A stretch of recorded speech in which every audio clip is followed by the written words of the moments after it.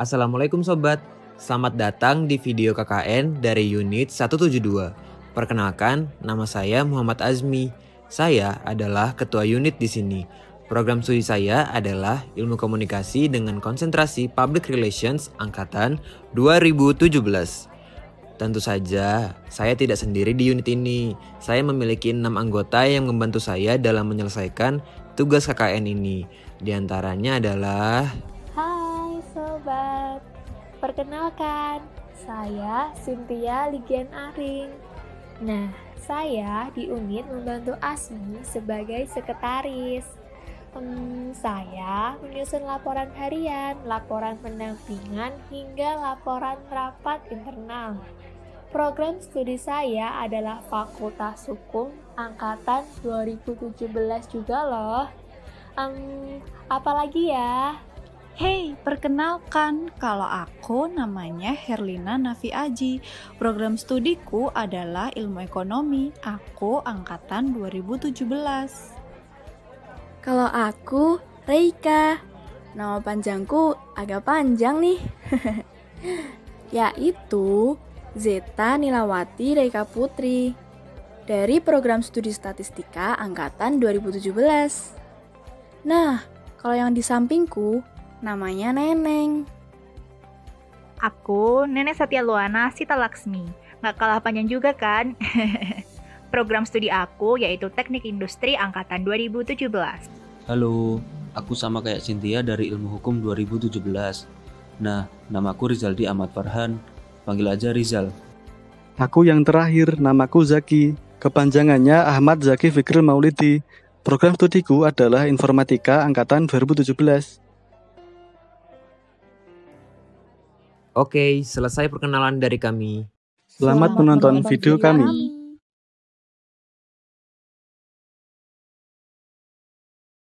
Salah satu hal yang dibenci oleh Allah adalah menyebarkan berita yang belum tentu jelas kebenarannya. Lalu, bagaimana kasus berita bohong atau hoax di Indonesia, terutama saat pandemi COVID-19 mulai menyebar di Indonesia? Dan bagaimana sih Islam dalam memandang hoax? Sebelum itu, kita perlu ketahui apa definisi dari kata hoax. Arti kata hoax. Kata hoax sendiri bisa diartikan sebagai sebuah tipuan, menipu, berita bohong, berita palsu, dan kabar burung yang menunjukkan ketidakbenaran dari suatu informasi. Lalu, bagaimana sih kasus hoax yang ada di Indonesia, terutama saat pandemi COVID-19 mulai menyebar ke Indonesia? Kasus hoax yang ada di Indonesia sampai saat ini sudah tergolong tinggi, karena penyebarannya yang sudah meluas di berbagai media sosial. Hoax mengenai kasus COVID-19 di Indonesia pada tahun 2020 sampai bulan April yang dicatat oleh Kominfo sudah mencapai setidaknya 500 kasus berita hoax. Berita tersebut tersebar di platform Facebook, Instagram, WhatsApp, dan sosial media lainnya.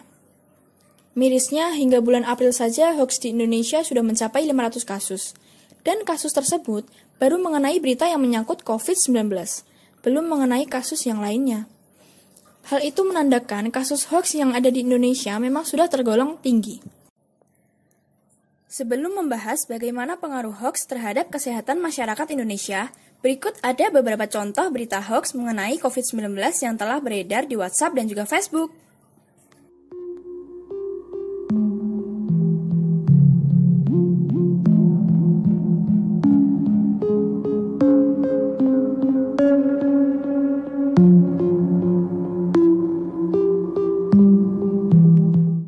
Nah, dari berita-berita tersebut, apa sih pengaruhnya terhadap kesehatan masyarakat di Indonesia?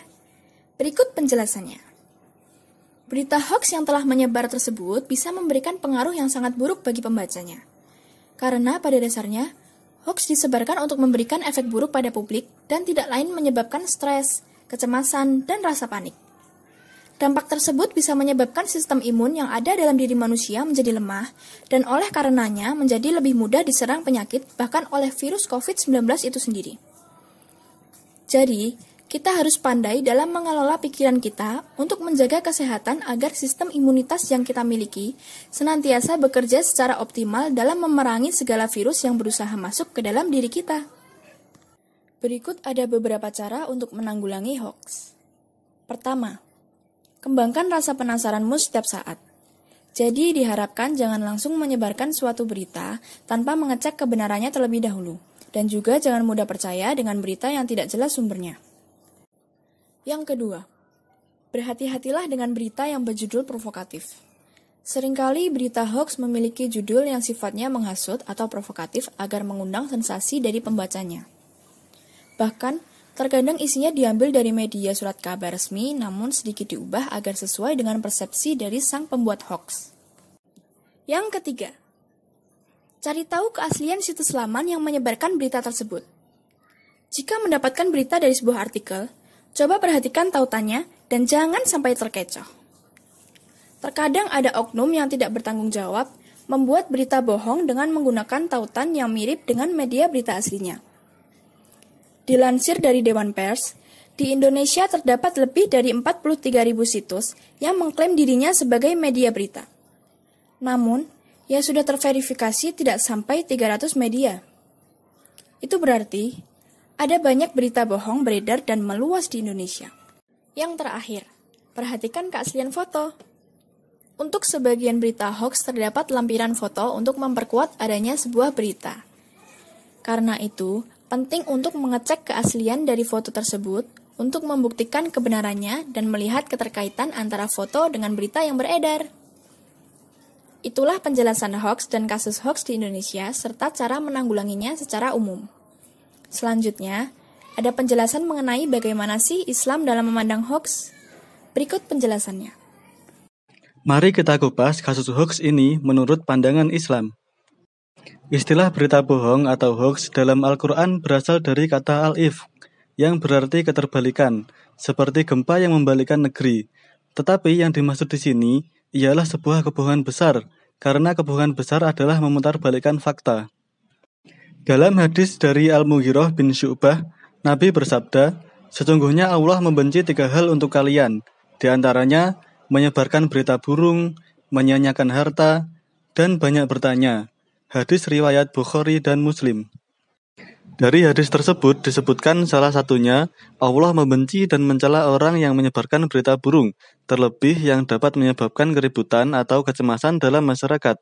Allah menyebutnya sebagai al-murjifun, yang berarti manusia pembuat onar. Maka dari itu, hoax sebagai bentuk pembohongan terhadap publik merupakan perbuatan yang tidak dibenarkan dalam Islam, sehingga Al-Quran melarang penyebaran hoax atau berita bohong, seperti halnya hadis al-ifk, dan Allah mengancam bahwa penyebarnya akan mendapat siksa yang amat pedih. Disebutkan dalam surah An-Nur ayat 19 yang berbunyi, A'udzubillahi minasyaitonirrajim, Innal ladina yuhibbuna an tasyi'al fahishatu fil ladina amanu lahum adabun alimun fid dunya wal akhirah. Wallahu ya'lamu wa antum la ta'lamun. Yang artinya, sesungguhnya orang-orang yang ingin agar berita perbuatan yang amat keji itu tersiar di kalangan orang-orang yang beriman, bagi mereka azab yang pedih di dunia dan di akhirat. Dan Allah mengetahui, sedangkan kamu tidak mengetahui. Dari penggalan surah An-Nur tersebut, sangat jelas bahwa ancaman Allah betul-betul ditujukan kepada orang-orang yang terlibat dalam menyampaikan berita hoax, baik orang yang sudah mengetahui berita hoax itu sendiri, maupun orang yang belum mengetahuinya. Istilah ini, jika dianalogikan pada zaman sekarang, berarti orang-orang yang ikut membagikan berita-berita heboh yang belum tentu kebenarannya. Apabila seorang tersebut ikut andil dalam menyampaikan berita hoax, maka ia juga patut mendapat ancaman azab dari Allah. Karena walaupun perkara itu terlihat remeh, tapi Allah menganggap perkara itu besar, karena perkara ini sangat berkaitan dengan kehancuran keharmonisan hubungan sesama umat Islam. Berikut ada beberapa cara untuk menanggulangi hoax dari pandangan Islam. Yang pertama, selalu berkata benar sesuai dengan perintah Al-Quran. Al-Quran selalu menganjurkan kepada umat Islam untuk selalu berkata benar. Tidak hanya pembaca berita yang harus mencerna sebuah berita dan mencari kebenarannya. Namun alangkah baiknya, untuk para pembawa berita dan setiap umat manusia, hendaknya untuk mencerna segala berita yang akan disampaikan kepada orang lain, dan senantiasa berkata yang benar adanya. Sebagaimana dijelaskan dalam Al-Quran surah Al-Ahzab ayat 70-71, tentang keharusan untuk menyampaikan kebenaran. Yang kedua, bertabayun setiap mendapatkan berita. Tuntutan umat Islam agar selalu melakukan klarifikasi saat menerima berita sudah diatur dalam Al-Quran.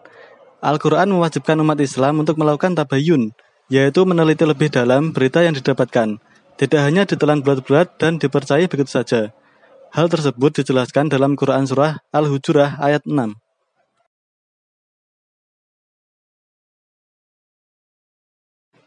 Yang ketiga, dalam menyikapi berita hoax, Islam juga cukup tegas, tidak segan untuk memberikan azab kepada orang yang menyebarkan berita hoax yang tidak segera bertaubat.